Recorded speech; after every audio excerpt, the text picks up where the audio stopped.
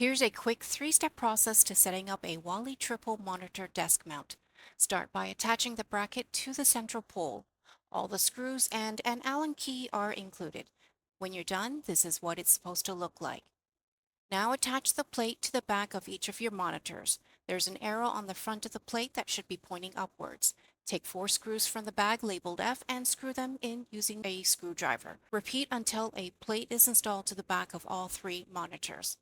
Next, clamp the central pole to the back of your desk or table, and then slide the crossbar down the pole to your desired height. Using their Allen key, tighten the cap nut so the crossbar stays in place. Now slide each of the monitors into place. Don't forget to insert and tighten the cap nut for each monitor.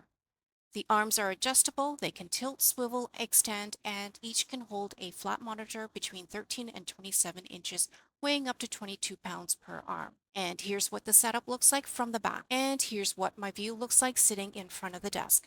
My workspace is now completely clutter-free, leaving me plenty of extra space for other things.